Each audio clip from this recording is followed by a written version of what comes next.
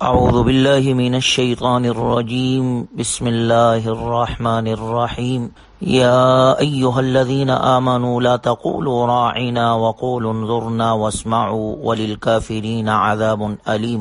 یہ سورہ بقرہ کا 13واں رکوع ہے۔ اللہ تبارک و تعالی کا ارشاد مبارک ہے، اے ایمان والو، تم رسول اللہ صلی اللہ علیہ وسلم سے مخاطب ہو تو راعنا نہ کہا کرو، بلکہ اس کے بجائے انظرنا کہہ دیا کرو۔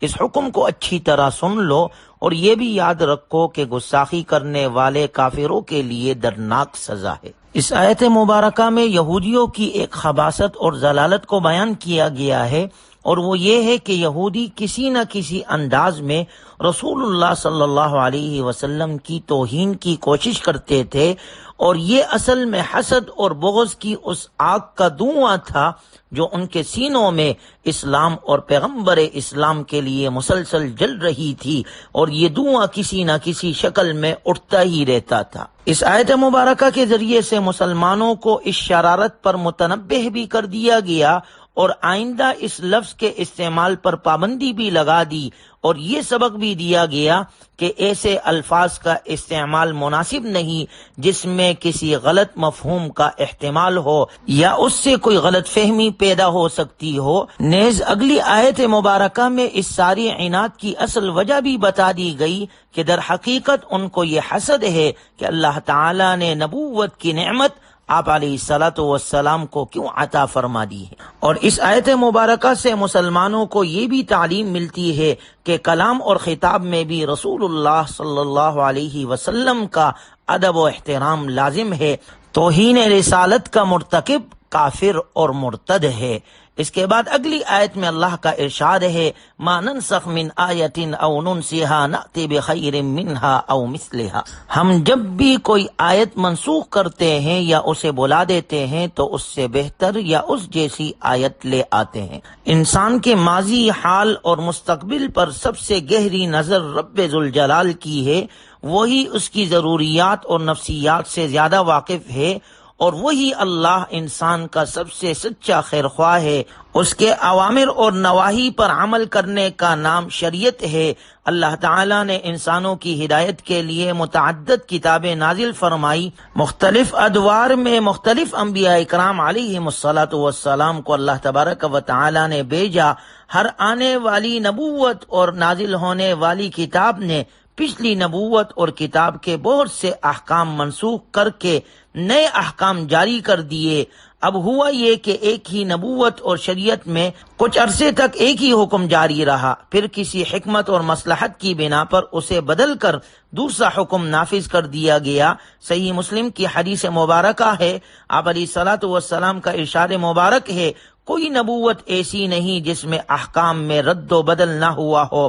احکام کی تبدیلی کی مثال ایسی ہے جیسے کوئی ماہر ڈاکٹر یا حکیم شہروں، موسموں اور بیماریوں کے اختلاف کی وجہ سے مختلف نسخے اور دوائیاں تجویز کرتا ہے، اور بعض اوقات ایسا بھی ہوتا ہے کہ وہ ایک ہی مریض کے لیے اس کی بیماری کے مختلف مراحل پر دوا میں رد و بدل کرتا رہتا ہے۔ محض دوا میں رد و بدل کی وجہ سے اگر کوئی شخص اس معالج کی مہارت اور صلاحیت پر انگلی اٹھاتا ہے تو وہ یقیناً اہل عقل کی نظر میں احمق شمار ہوگا، حالانکہ اس حکیم کی مہارت، اس کا علم اور اس کا تجربہ رب ذوالجلال کے علم کے مقابلے میں کچھ بھی حیثیت نہیں رکھتا، جبکہ رب ذوالجلال انسان کے ماضی، حال اور مستقبل تمام حالات سے باخبر ہے، اور وہ اپنی حکمت کے پیش نظر احکامات میں تبدیلی کا حکم نازل کرتا ہے۔ اس نسخ کی 3 صورتیں ہیں۔ پہلے نمبر پر کسی آیت کی تلاوت اور حکم دونوں منسوخ ہو جائے، مثلا انبیاء سابقین کے صحیفوں کی تلاوت اور حکم دونوں منسوخ ہو چکے۔ دوسرے نمبر پر صرف حکم منسوخ ہو جائے، تلاوت باقی ہو، مثلا والدین اور قرابت داروں کے لیے وصیت کا حکم منسوخ ہو چکا ہے، لیکن جس آیت مبارکہ میں یہ حکم تھا اس کی تلاوت آج بھی کی جاتی ہے۔ تیسری صورت یہ ہے کہ تلاوت منسوخ ہو جائے لیکن حکم باقی ہو، مثلا جس آیت میں حد رجم کا حکم تھا اس کی تلاوت تو اب نہیں کی جاتی لیکن اس کا حکم باقی ہے۔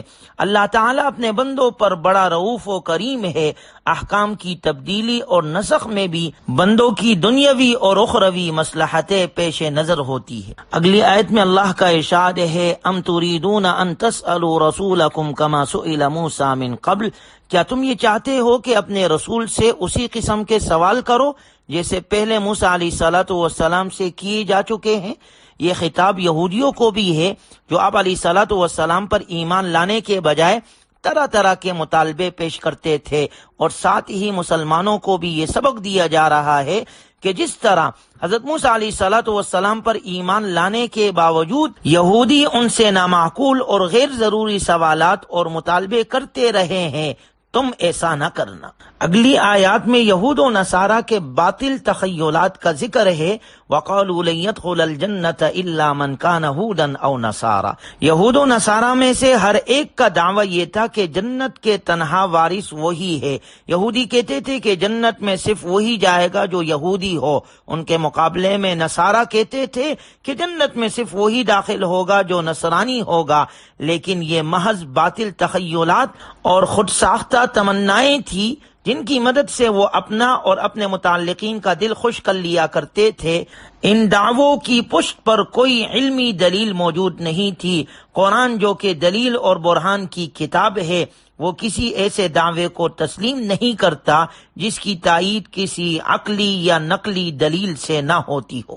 اللہ تعالیٰ نے جنت اور دوزخ کا معاملہ تخیلات اور امیدوں پر نہیں چھوڑا، بلکہ اس کے لیے ایک عالمگیر قانون بنایا ہے جس کی اتباع کرتے ہوئے ہر شخص جنت میں داخل ہو سکتا ہے، خواہ وہ کسی بھی نسل اور خاندان سے تعلق رکھتا ہو۔ وہ قانون یہ ہے، بلا من اسلم وجہہ للہ وہو محسن فلہ اجرہ عند ربہ، ہر وہ شخص جو اپنے آپ کو اللہ کے سامنے جھکا دے، اپنی ہستی اور مرضی کو اللہ کے مرضی کے سامنے فنا کر دے، ہر طرف سے کٹ کر ایک اللہ کی طرف متوجہ ہو جائے، ایمان اور اعتقاد کے ساتھ ساتھ اسے حسن عمل اور اخلاص کی دولت بھی حاصل ہو، تو اسے اپنے پروردگار کے ہاں سے معاوضہ ضرور مل کر رہے گا، اور سب سے بڑا انعام جو اسے ملے گا وہ قلبی سکون کی صورت میں ہوگا، ایسا سکون جس پر لا خوف علیہم ولا هم یحزنون، کہ ایسے لوگوں کو نہ کوئی خوف ہوگا اور نہ وہ غمگین ہوں گے۔ سورہ بقرہ کے 14ویں رکوع میں اللہ کا ارشاد ہے، وَمَنْ أَظْلَمُ مِمَّنْ مَنَعَ مَسَاجِدَ اللَّهِ أَنْ يُذْكَرَ فِيهَا اسْمُهُ وَسَعَى فِي خَرَابِهَا، اور اس شخص سے بڑا ظالم کون ہوگا جو اللہ کی مسجدوں پر اس بات کی بندش لگا دے کہ ان میں اللہ کا نام لیا جائے اور ان کو ویران کرنے کی کوشش کرے۔ ماقبل میں یہود و نصارہ اور مشرکین عرب تینوں گروہ کا ذکر آیا۔ یہ تینوں گروہ کسی نہ کسی زمانے میں اور کسی نہ کسی شکل میں اللہ تعالیٰ کی عبادت گاہوں کی بے حرمتی کے مرتکب ہوئے۔ مثال کے طور پر عیسائیوں نے شاط طوس کے زمانے میں بیت المقدس کی حرمت کو پامال کیا تھا۔ اسی طرح ابرہہ جو عیسائی ہونے کا مدعی تھا، بیت اللہ پر حملہ کر کے اسے ویران کرنے کی کوشش کی اس نے۔ مشرکین مکہ مسلمانوں کو مسجد حرام میں نماز پڑھنے سے روکتے تھے، اور یہودیوں نے بیت اللہ کے تقدس سے انکار کر کے عملاً لوگوں کو اس کی طرف رخ کرنے سے روکا۔ اور موجودہ دور میں دیکھا جائے تو یہودی بیت المقدس میں مسلمانوں کے ساتھ کیسا ظلم کر رہے ہیں۔ گویا قرآن کریم میں اللہ نے واضح طور پر ذکر کر دیا ہے کہ ایک طرف تو یہود و نصارہ یہ دعویٰ کرتے ہیں کہ ہم جنت میں جانے کے تنہا حقدار ہیں، اور دوسری طرف یہ اللہ کی عبادت گاہوں کو ویران کرتے ہیں۔ اس سے بڑا ظالم کون ہو سکتا ہے جو اللہ کے گھر میں اللہ کا نام لینے اور عبادت کرنے سے لوگوں کو روکتا ہے؟ ایسے لوگوں کے لیے دنیا میں رسوائی ہے اور ان کے لیے آخرت میں بڑا عذاب ہے۔ اگلی آیت میں اللہ نے ذکر کیا ہے کہ عیسائی عیسیٰ علیہ السلام کو اور یہودی عزیر علیہ السلام کو اللہ کا بیٹا کہتے تھے، اور مشرکین مکہ فرشتوں کو اللہ کی بیٹیاں کہا کرتے تھے، جبکہ اللہ ان سب سے پاک ہے، اللہ کی کوئی اولاد نہیں۔ اور رکوع کے اختتام میں اللہ کا ارشاد ہے وَلَن تَرْضَىٰ عَنْكَ الْيَهُودُ وَلَا النَّصَارَىٰ حَتَّىٰ تَتَّبِعَ مِلَّتَهُمْ، اور یہود و نصارہ تم سے اس وقت تک ہرگز راضی نہیں ہوں گے جب تک تم ان کے مذہب کی پیروی نہیں کرو گے۔ قرآن کریم کی یہ پیشن گوئی صرف ماضی کے لیے نہیں بلکہ حال اور مستقبل کے لیے بھی ہے۔ عالم اسلام کے قائدین مغربی اقوام کو خوش کرنے کے لیے چاہے ان کے جتنے مطالبات بھی تسلیم کر لے، وہ ان سے کبھی بھی خوش نہیں ہوں گے۔ جمہوریت، حقوق نسواں، آزادی تحریر و تقریر اور ایٹم بم، یہ سب ثانوی چیزیں ہیں، دوسرے نمبر پر ہیں، جنہیں صہیونی اور سامراجی اقوام اپنے اصل پروگرام پر پردہ ڈالنے کے لیے استعمال کرتی ہے۔ مسلمانوں سے ان کا اصل مطالبہ دین اسلام سے کنارہ کش ہو کر سیکولر بن جانے کا ہے۔ اہل باطل کو خوش کرنے کے لیے اسلام کے کسی ایک جز کو چھوڑنا بھی حرام ہے۔ جو فرد اور جماعت یہود و نصارہ کے نظام کی پیروی کرے گی اسے اللہ کے عذاب سے کوئی نہیں بچا سکتا۔ ان الدین عند اللہ الاسلام، اللہ کے ہاں پسندیدہ دین قیامت تک کے لیے اسلام ہے۔ اللہ تعالی ہمیں اسلام کے احکامات پر عمل کرنے والا اور اپنے نبی صلی اللہ علیہ وسلم کے سنتوں کو زندہ کرنے والا بنائے، اور یہود و نصارہ کے مشابہت اور پیروی سے اللہ ہماری حفاظت فرمائے۔ وآخر دعوانا ان الحمد للہ رب العالمین۔